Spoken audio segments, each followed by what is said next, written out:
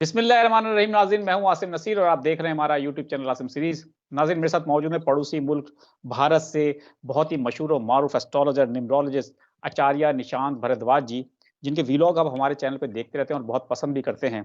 तो बहुत बहुत शुक्रिया सर हमें वक्त देने के लिए। सबसे पहले तो बराए मेहरबानी। नाज़रीन, वीलॉग शुरू करने से पहले आपसे दरखास्त है, जिसने अभी तक हमारे चैनल को सब्सक्राइब नहीं किया तो बराए मेहरबानी हमारे चैनल को सब्सक्राइब भी कर दें। पाकिस्तान तहरीक इंसाफ को जलसे जुलूसों की इजाज़त नहीं दी जा रही। इंतखाबी दफातर खोलने के ऊपर पाबंदी है।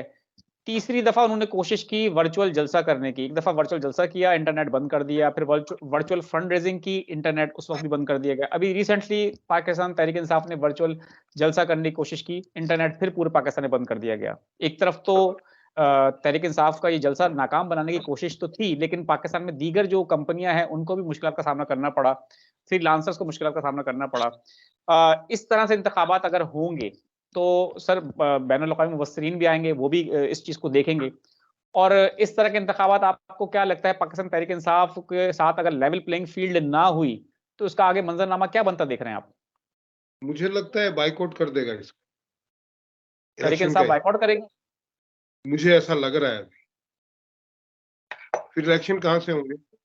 और अगर इन्होंने कर भी लिए तो पूरी दुनिया को मालूम है कि भाई एक ही बोला माँ मैं फर्स्ट आया। बोला बेटा कितने लोग थे? बोला मैं अकेला था। वो वाली कहानी है। तो फिर ये इनका जो हिडन एजेंडा है वो तो सामने आ जाएगा ना, कि भाई अकेले अकेले दौड़ते रहते हैं और अपने आप को तमगे लगाते रहते हैं छाती पे। और ये मैं आपको बहुत ही होशो हवास में बोल रहा हूँ कि तहरीके इंसाफ पार्टी जो है इस इलेक्शन को बॉयकॉट कर सकती है। बिल्कुल सर, सही है। आप अपने इल्म की रोशनी में कह रहे हैं कि पाकिस्तान तहरीक इंसाफ इलेक्शन का बायकॉट कर सकती है। लेकिन पाकिस्तान तहरीक इंसाफ के जो वक्ती तौर पे बनाए गए थे चेयरमैन, अब तो वो भी नहीं रहे क्योंकि इंटर पार्टी इलेक्शन माने नहीं गए। वो खान साहब से मिलकर आए और खान साहब का ये कहना है, अब वल्लाह आलम कि ये दुरुस्त बात है या गलत बात है, लेकिन खान साहब ये कह रहे हैं कि किसी भी सूरत में हम इंतखाबात चाहते हैं और पाकिस्तान में एक अच्छी और बेहतर जमहूरियत चाहते हैं। हम बायकॉट नहीं करेंगे, हम मुकाबला करेंगे चाहे कुछ भी हो जाए। तो सर जिस तरह से वो मुकाबला कर रहे हैं कि चमचे लेकर, कांटे लेकर, छुरियां लेकर और ये अपना बेलन के साथ, आपको लगता है ये मुकाबला बड़ा अच्छा होगा? असीम, सियासत किसको बोलते हैं? उनको ये कहने की जरूरत ही नहीं थी कि हम बाइकआउट नहीं कर रहे। अगर ये कहने की जरूरत पड़ी मतलब वो बाइकआउट करने वाले हैं, वरना कहने की क्या जरूरत है? जो चीज चर्चा में ही नहीं है उसके बारे में बोलने का क्या मतलब है? तो ये कहीं ना कहीं जो लफ्ज आया है उनकी जुबान पे, इसका मतलब है दिमाग में चल रहा है कि बाइकआउट करेंगे। वह ये सियासत जो है ना, ये औरतों जैसी होती है। अगर औरत ये कहे कि मुझे गहने नहीं चाहिए, इसका मतलब उसे चाहिए। चाहिए। आप उसे कहेंगे कि चलो आज घूमने चलते, बोले ना ना मुझे घूमने नहीं जाना, मतलब वो घूमना जाना चाहती है। तो हाँ, सियासत बिल्कुल भी सर। ऐसी ही होती है। अगर वो कहते हैं कि साहब हम तो बोला बिल्कुल लड़ेंगे, इसका मतलब नहीं लड़ेंगे। बिल्कुल ठीक है। ये समझने अच्छा, वाली बात। बिल्कुल ठीक है।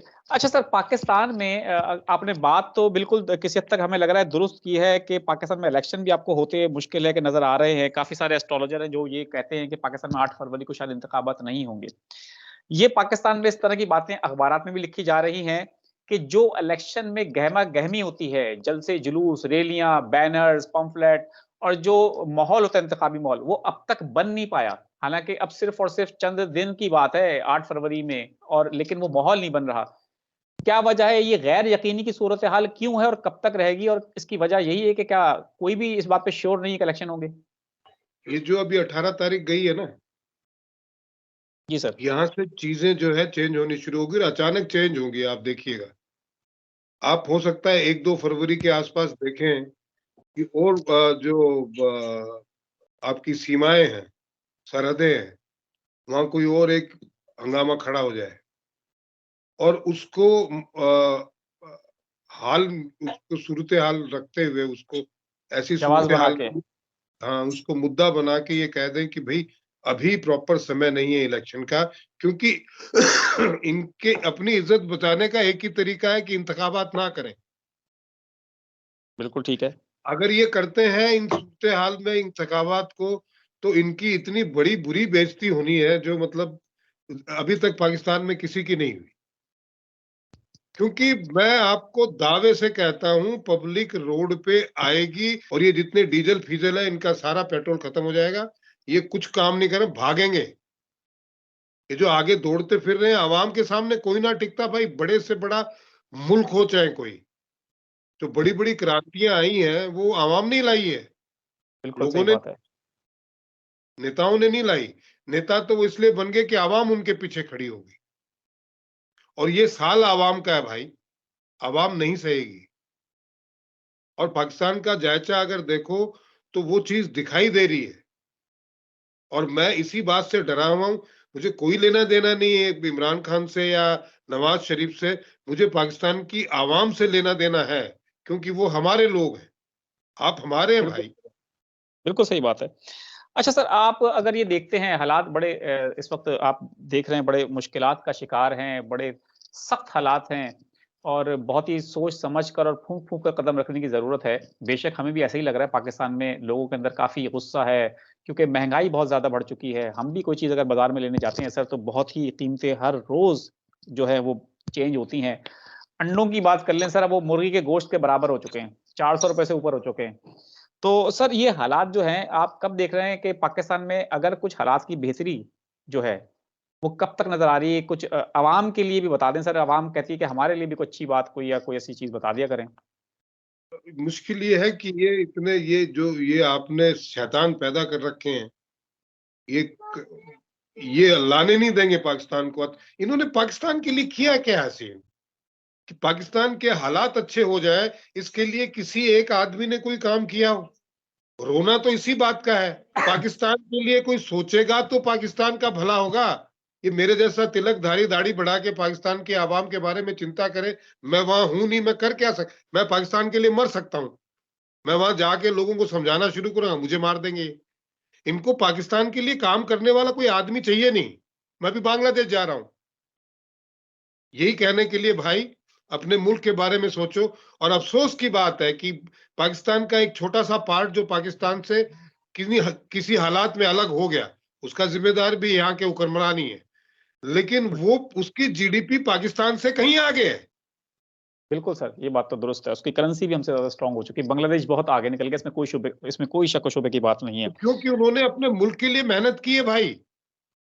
आज पूरे यूरोप के अंदर जो जीन्स है, कपड़ा, वो बांग्लादेश सप्लाई करता है। कितने फक्र की बात है कि बांग्लादेश ऐसा मुल्क है कि पूरी दुनिया में जींस सप्लाई करता है वो, बिल्कुल। छोटा और सा सर मुल्क। उसमें और सर हम ये भी अपने देखने वालों को बता दें कि बांग्लादेश में कपास की पैदावार नहीं होती, उसके बावजूद गारमेंट्स का सबसे बड़ा एक्सपोर्टर बना है इस वक्त खित्ते के अंदर, इसमें कोई शुबा नहीं। और इसका सारा क्रेडिट जाता है दयानतदार क़यादत को, एक लीडर को। उनके मुल्क से जो मुहिब वतन लोग हैं वो उसको तरक्की की तरफ लेके जा रहे हैं। सर तारीफ, अगर तरक्की और अच्छा काम दुश्मन भी करे तो उसकी करनी चाहिए। और बांग्लादेश से तो हमारा कोई ऐसा वो नहीं है, भाईचारे अरे की बात अरे है। भाई, इंसान इंसान का दुश्मन कहां से हो गया? इन हरामजादों ने बीच में मजहब की एक लाइन खींच के दुश्मनी पैदा कर दी। और कुरान शरीफ में कहीं नहीं लिखा कि दूसरों का कत्ल करो और जश्न मनाओ। ये इतने बड़े बड़े ये भाषण देते हैं, कहां कुरान शरीफ की एक आयत में बता दो कि दूसरों का कत्ल जायज कहा गया है? और बिल्कुल। कायनात अच्छा, का ऐसा कौन सा जर्रा है जो अल्लाह को नहीं मानता हो? जर्रा जर्रा उसका मोहताज है, उसका एहसानमंद है, और उसी का है। बिल्कुल सही बात है। यहाँ हमारे व्लॉग का वक्त खत्म हुआ। आपका बहुत बहुत शुक्रिया हमें वक्त देने के लिए। नाजरीन, उम्मीद आपको हमारा आज का व्लॉग पसंद आया होगा। आखिर में हमारा वही पैगाम है, मुस्कुराएं, प्यार बांटें और अपने आसपास के लोगों का ख्याल रखें। खुदा हाफिज।